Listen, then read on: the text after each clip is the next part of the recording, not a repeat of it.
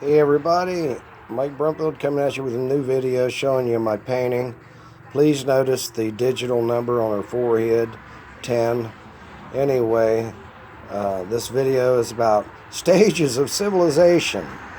Could there be life out there more advanced than us, in fact infinitely advanced, living in space and staying away from Mother Nature, except for the rest on it? Use the elements and nature ingredients we need to help us in space life. So with that said, I'm going to notice that there's an egg. There's ancient artworks of cosmic eggs everywhere with DNA symbol on them. Just how you make life, how you stop disease, how you can prolong aging, how you can cure death by resurrecting DNA and putting it in another living body.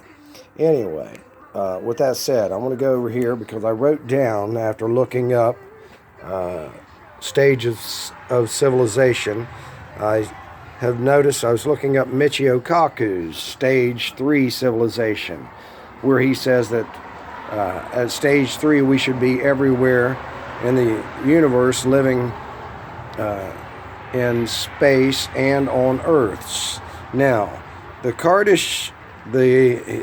previous genius to look at stages of civilization was Kardashev, Kardashav.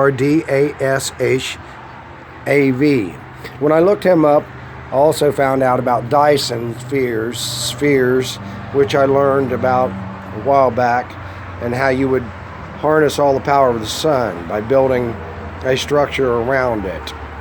So with that said, his most current genius astrophysicists are looking at stages of civilization from a perspective of power, like electricity, giving us mobility. Mobility is the key to getting away from a storm if it's coming at you, or a solar flare if it's coming at you, or what have you, whatever it may be. But I want to tell you that when it comes to intelligence-seeking immortality, I see that Jesus Christ's teachings, that there's two simple paths.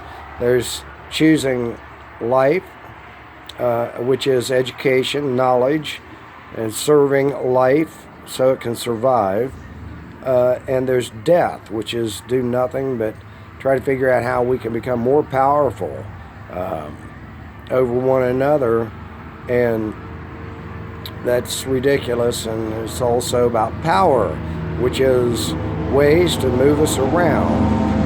Okay, now what I'm shocked about is that Michio Kaku and Kardashev, or whatever his name was, and even Dyson, none of those guys seem to realize that the moon is full of craters. We see falling stars every night. The reality is, if life evolves by two rocks smacking together, then the most intelligent, simple thing that we can learn from that is that it can also take us out by that happening, two rocks smacking together. So if that's the simple evidence that we have, then we need to just not overthink this and simply understand that the only way to achieve artificial immortality of a species that is a product of evolution or is born is to get enough knowledge and realize that this DNA symbol on this cosmic egg is how you stop aging. And then now it gives you the time to realize, by looking up in the sky every night, you better get the hell off the planet. Rock can take us out. So with that said, staying away from Mother Nature is exactly what Jesus told us to do. He said, seek the kingdom of heaven, the place where people are immortal, infinitely, artificially. And he says the earth is just a resting spot. We have the same thing with this parable about the mustard seed. At the end of the mustard seed, which is learning and growing and nurturing, and that's knowledge, getting knowledge, you too can be like the eagles and look at the wings on top of that caduceus. You can fly away from death by Mother Nature. Now, with that said, it's as simple as this. I think there's just only one stage of civilization, and that is where death doesn't exist. If you live where death exists, you're still ignorant. You're still doomed. And until we conquer that, like the story of Jesus, then we are still dead burying the dead. So with that said, enlightenment is to become one with the self. Realize that we may have a body that literally lives in space and has fallen subject to addiction, human addiction, where pleasure overrides seeking knowledge, the hard path, and dedicating yourself and sacrificing your life to help others realize this profound and wonderful idea for our children, that we could give them birth and then never, ever let them die. That's my goal.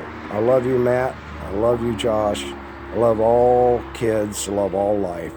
And my appreciation for it is shown with my sacrifice to make this painting, to help you understand that the knowledge of the universe is complex, abundant, and you will dedicate your life to unraveling it.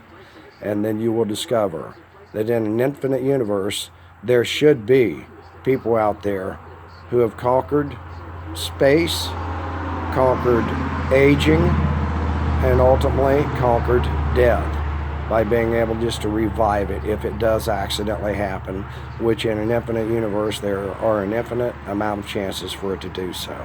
Peace, love, and harmony. Please tell everybody about my books, and help me, help you, help us all save the earth for our children, and buy a book, please. I'm giving all my money to save our children from death.